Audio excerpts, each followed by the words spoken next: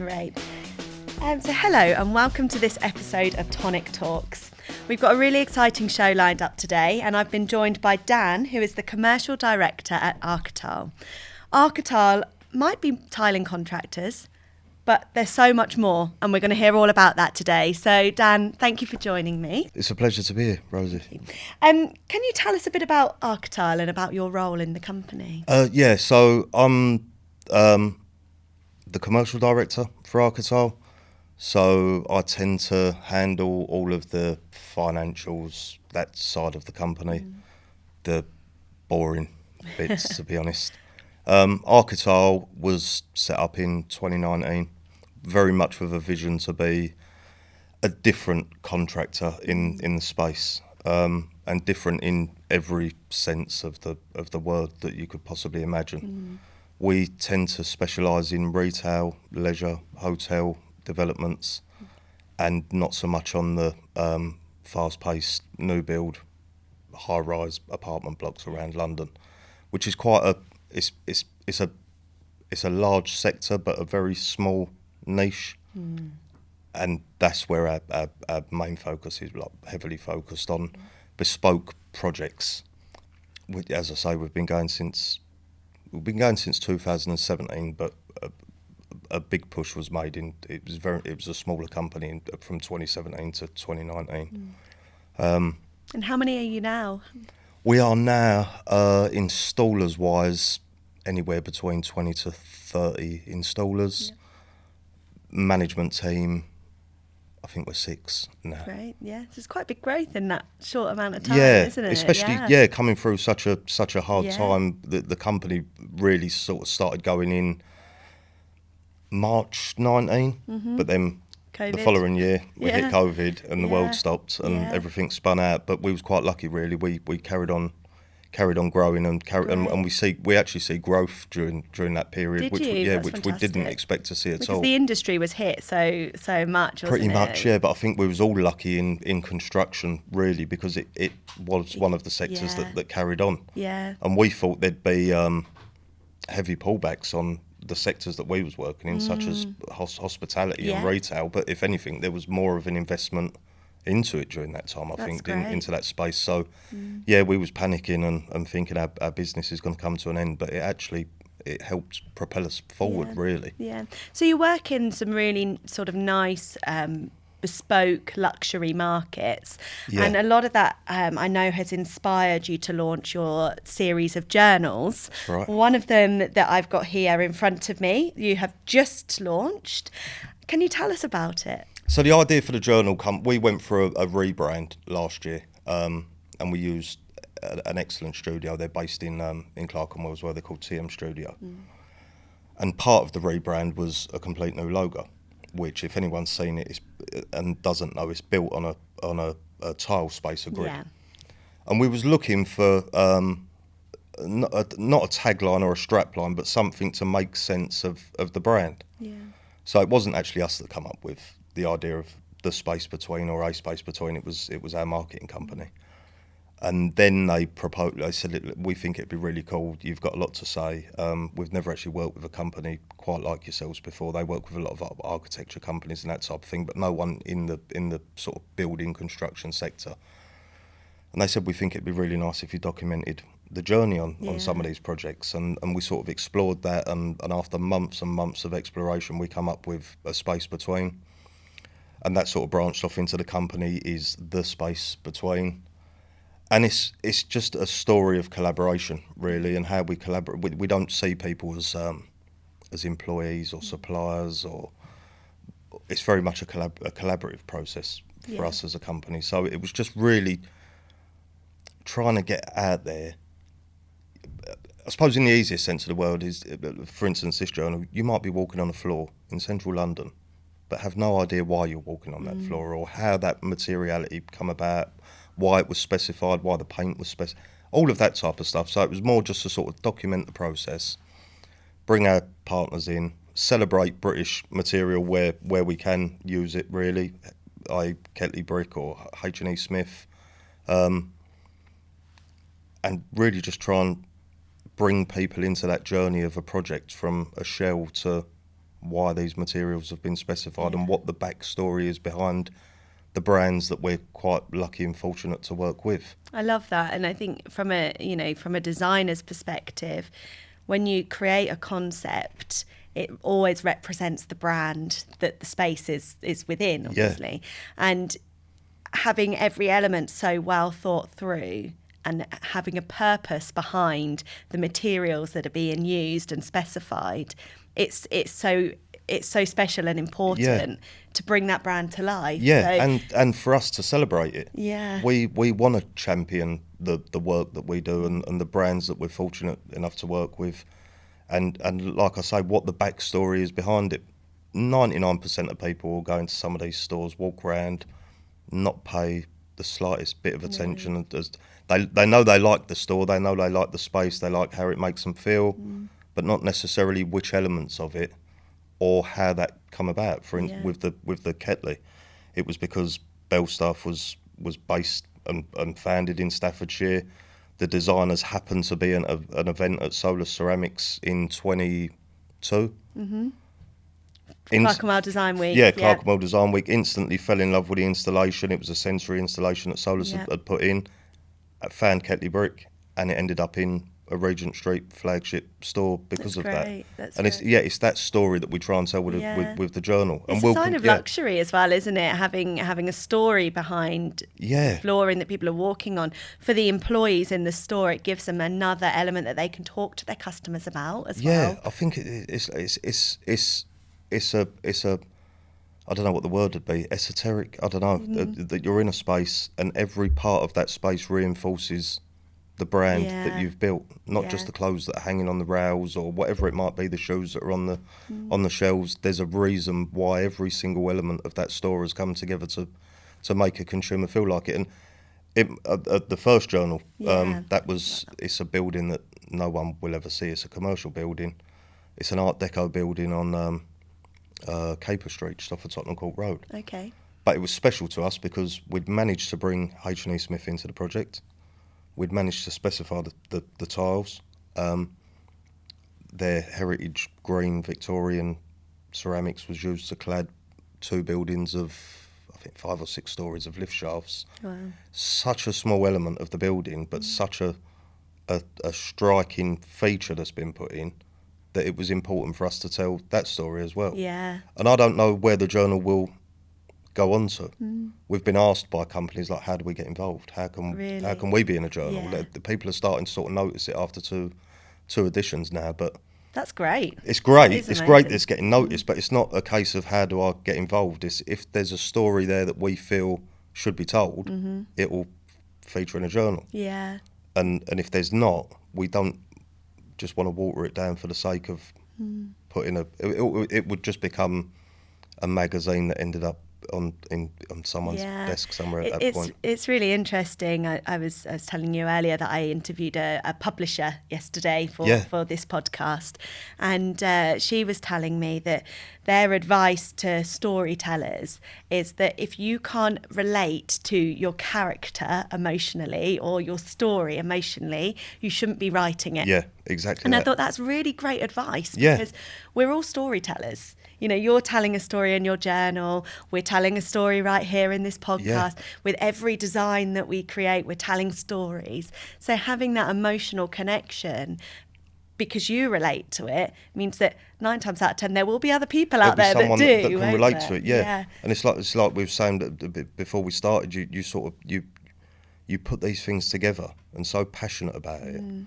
then you put it out there and you're not really sure whether it's been heard, interpreted right, read, landed at the right person. You're never really sure where it ends up. Yeah. I don't know if you've noticed, but each journal is numbered 1 to 100. So there'll only ever be 100 copies of each journal in circulation at any one time. Interesting. No one's probably noticed, to be honest.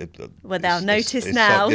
Hopefully they'll notice now. Yeah. But if So which ones have we got here then? It will be on the back. On the back. So we've got number 32 and number 98. There you go. There you go. There you go. That's I like. And that. we always keep number one. You always keep number Yeah, one. we always Yeah, keep that's number good. one. Yeah, we'll always keep number Yeah, one so in the office. you have to keep that in your archives forever. Yeah, we sort of want to get them framed and sort of put them on the Yeah. office walls and just sort of follow the journey. But Yeah. we've seen since, when was it? I'm not sure when we started the rebrand. It might have been early 23 when we decided to sort of go down that journey of rebranding the company up.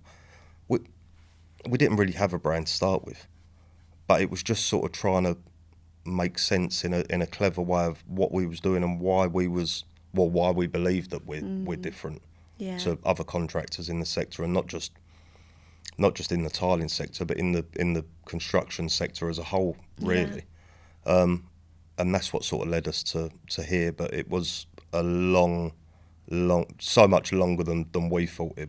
It always is with a brand. Yeah. Yeah, we always find that when you're building a brand, you've got to firstly sort of understand the history behind it, but then also dig even deeper. Yeah. Because it means so much to you and your colleagues, but it means something else to the end user and the contractors that are working for you and everything else. There's so much to consider. And it's exactly that. It's not. I mean, I was a little bit naive in thinking a brand was a fancy looking logo or a fancy website, and it's really not. It's the story behind all of that. Sure. Really, the logo is irrelevant, or what it's even called is irrelevant. So true.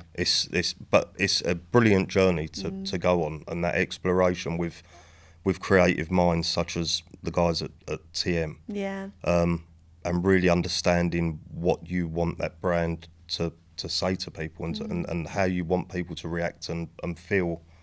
But that goes for every level of the company. Yeah. And it's a relatively small company, but again, we're seeing growth at the minute. But Yeah, that's great. yeah, it's just how it filters down from the top down throughout, and to our supply chain and our customers and our clients, and how they feel and are able to interact with the brand and the message that we're trying to convey. Yeah, that's brilliant. Yeah. So do you think the construction industry has changed recently? I think it's changed massively. I think there's a real shift in the construction industry, and I won't name names, but it's a funny time at the minute. There's a lot of historical companies that are unfortunately going into administration at the moment. A lot of, especially in our sector, in the hospitality fit out sector, I've seen two big established names go in the past 2 weeks. Do you think it's because they've not evolved with the times? I personally think so. Yeah, I think they've sort of stagnated, lost direction. I think the whole sector as a whole needs to wake up really and realise that profit is not a dirty word. We're all here to make money. Margins need to increase. Ways we do things need to change. Yeah. Projects that these companies are taking on need to be looked at and more well thought out. Budgets need to change so much. I mean, a lot of these companies have probably bought work during COVID that they've now got to deliver on fixed price contracts. With the amount of fluctuations in costs, and it doesn't take much at that level to go the other way. Yeah, of course. But shooting yourself in the foot, right? yeah, it's one of the things that we didn't do.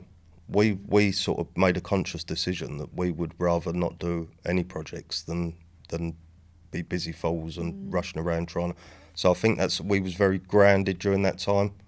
We'd worked out our budgets and all of that type, and all of the boring stuff that you have to do with a business, and just realised that we could actually just sit still and plan the next move. It's really interesting. We were very similar. We were really fortunate in that the lease on our office was up just as COVID hit. So we didn't renew the lease, which meant our overheads went down significantly. Yeah. So we, like you, sort of sat tight during that time. But what we did recognise is that we needed to diversify a little bit more. Yeah. So, we'd always been multi-sector, we'd always been multidiscipline as a business, but we, at that time, had mainly been working in the hospitality sector, which was obviously really badly hit. Massively impacted. So fortunately had the legacy of the business, which had worked across multiple sectors. So post COVID, we very much focus on being this multi-sector, multi-discipline business, so that as one falls down, the other one picks up, and much like yourselves. Very similar, yeah. We worked. I mean, we had some lovely projects on at the time that carried on. Unfortunately, a lot of them did get shelved. Some that we was really looking forward to working on. But yeah, we realised at that time we had a very small client base, and we realised we needed to spread our load, spread the risk, move into different sectors, very similar to yourselves at Tonik, and touch wood, it paid dividends. But it was also nice during that time to sort of sit still and have the headspace to plan moving forward. Yeah. Whereas I think some of these, and they're obviously much bigger, some of them international companies, I think they've sort of been blindsided and sort of run. And sometimes it's like a recession. Yeah. A lot of people go bust coming out of a recession, not during the recession. Not during it. It's exactly the same, isn't it? It's exactly the same thing, yeah. And if you've got that sort of mindset, but yeah, I think going back to it as a whole, the construction sector is changing. People's wants, needs, project needs are all changing, and if you don't adapt and evolve and move with that flow, I think you'll be left behind. Absolutely. What about sustainability? Obviously, that's a big part of our world, isn't it? It's a big part. Yeah, it's a big part, and we focus heavily on sustainability, but we're only a small company, and we're very conscious that as much as we try to move towards that, there's only so much that we will impact within our sector. We're a subcontractor, so we're very much led by main contractors. Yeah. We come up against it quite a lot, where we're actually doing more as a subcontractor than the main contractors that we're working for. And they're old school companies that are, why do we need this and why do we need that and why do we, and sort of, you can tell that the culture within their companies from the top is not filtering down to the guys on the sites. What a shame. Yeah. But yeah, we're very much, before we went through the rebrand, we was very focused on getting our ISO accreditations. So we actually got 14,001, 45,001, 9,001. As a small subcontractor, it's virtually unheard of in our sector. But I also think that sustainability has more meanings than what people place on being sustainable. I don't think it's just about material selection, and it comes down to logistics, where it's being purchased from. Are we importing the materials? Are they UK made? There's a big shift with manufacturing, I think, at the minute in the UK to let's produce it here. Yeah. We don't need to buy it in from Europe, Italy, Spain, Portugal. We can make it here. Yeah, which is great. Solus have got a big push on with their new range spoiler, with their UK made terrazzo, where they can take. They are at the minute with a quite a large project, taking the materials off the facade of a building, crushing it, reconstituting it, putting it back into the building that it comes from. It's amazing. I think that's fantastic. I know some of our team went and did a terrazzo making class with them. Yeah, I've been. It's, but not just Solus. There are other companies now that are waking up to this and saying we can do it here. We don't need to go abroad. But also, I think sustainability reaches into, is the company itself sustainable? Not just in what it's using, recycling, the way it's purchasing, material sourcing, supply chains. Is the company profitable? Is the company able to sustain itself? Is it able to sustain its workforce? It's the big responsibility as an employer to make sure that, I mean, we're a small family-run company, so I'm very conscious that we as a business need to be sustainable before we can be sustainable outside of the business as well. It starts at home, doesn't it? Yeah, everything starts at home. But it again, it's a big learning curve when I've been in the industry for a long time in various different roles and guises, but it is a learning curve, and you realise that if you don't shift towards these things and make them your firm core beliefs, you're just going to be left behind, aren't Yeah, you? you'll be left behind. Absolutely, Yeah, absolutely. I think, we have a very similar viewpoint on that to yourselves. Yeah. And, much like yourselves, we're looking towards taking the steps towards becoming B Corp. Yeah. It's very important for our industry and for us as people as well. We're very passionate about it, and we're always looking at new materials that we can use. We're doing a big focus at the moment on mycelium. Okay. Yeah, so mushrooms. Yeah. As a design material. Yeah. Off the back of that, we're actually sponsoring the UK's All Things Fungi Festival. Okay, yeah. So that's another podcast episode that we've got coming out soon. That earlier, yeah. So that's the use of mycelium is so diverse. Being able to use it for things like tiles on walls, it's becoming more and more popular. And that's what I mean. It's educating yourself, and more so for you guys as designers, that what other materials are available and what their applications can be, and how that can roll out and start to change a sector. I think there's a big shift towards it, and in general anyway. And just being completely transparent, isn't it? I think that's back to B Corp. Yeah, you can be measured. Yeah, you're transparent. You're sustainable, environmental impact, and your scores are there. It's completely open for anyone to see, and governance as well, and being held accountable to whatever you're doing. Your footprint, I think, is massively important. Yeah. What else have you got happening? Is there anything else you want to tell us about? What else have we got happening? We're working on some really cool projects at the moment. Nice. And again, we're fortunate enough to everyone has their bread and butter work, and you do it to pay the bills. But we are fortunate enough. We've got some really cool. Some of them we can't talk about because they're under NDA. But some really cool leisure facilities happening at the moment. Really nice retail spaces. We've seen restaurants slow down of late, to be honest. Interesting.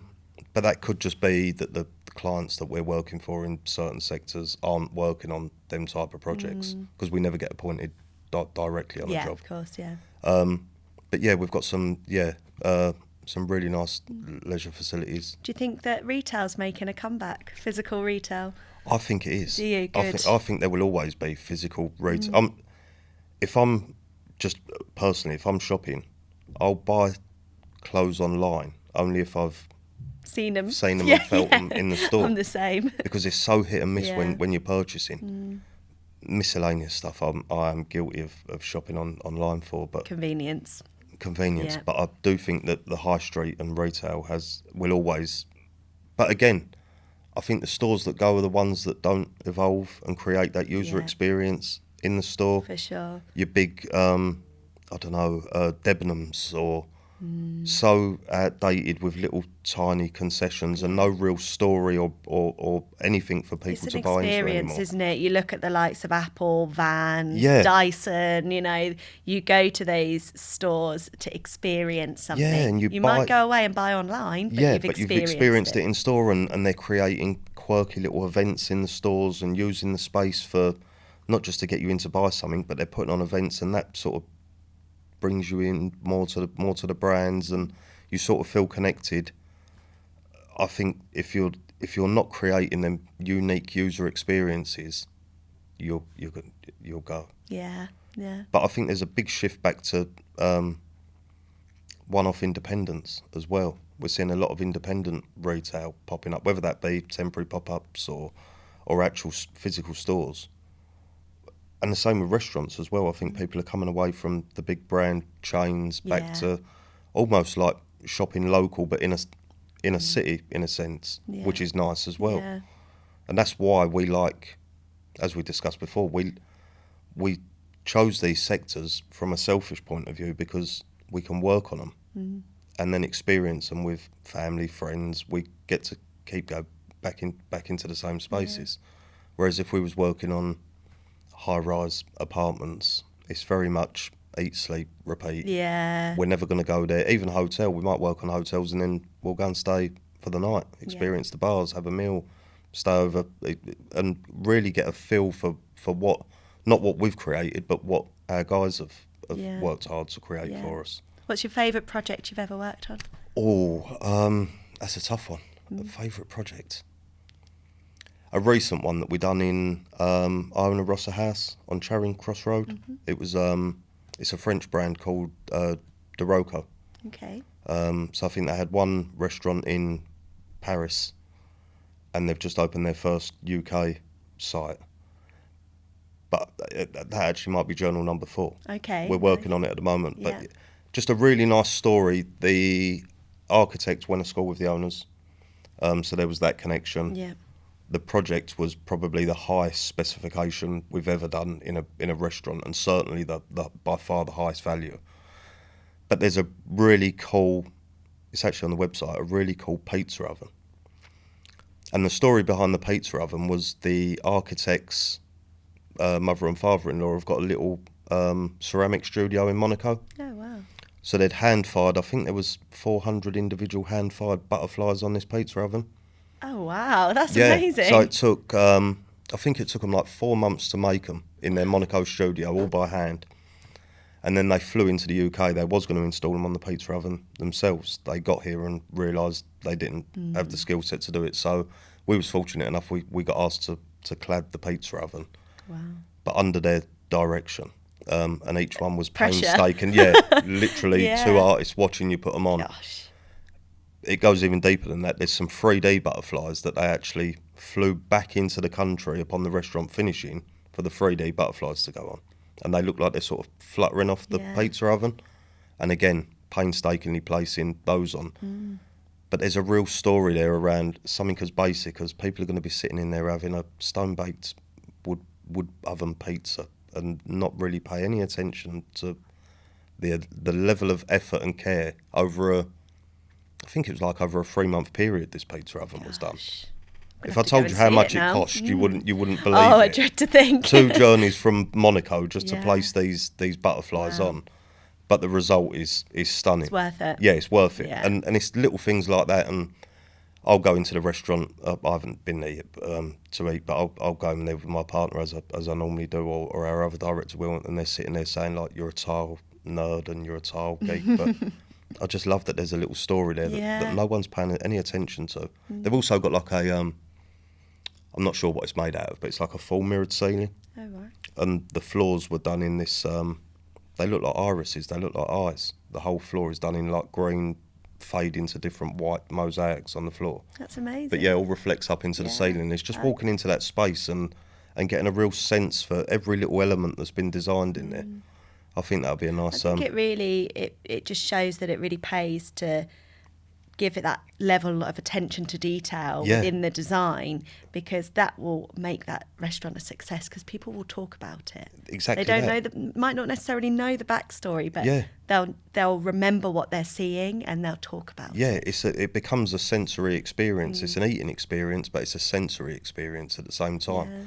And again, 99.9% of people won't know why they like it or feel that way when they go there.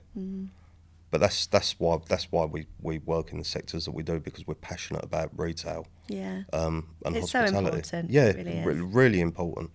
But yeah, we've got journals coming out. We've just launched the new website. That's been in development for the past 12 months. And again, we had no idea that a website was going to take 12 months when we started, but we're really happy with it. Good. And we've got 3 of the next journals already planned.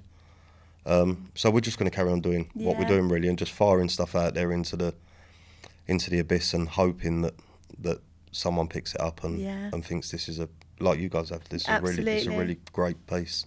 Oh, that's fantastic. Dan, thank you so much. It's lovely chatting to you and honestly. hearing all, your passion and all the efforts that the business is going to. I think you guys are doing an amazing job, and Thank you. it's been great chatting to you. Yeah, you too.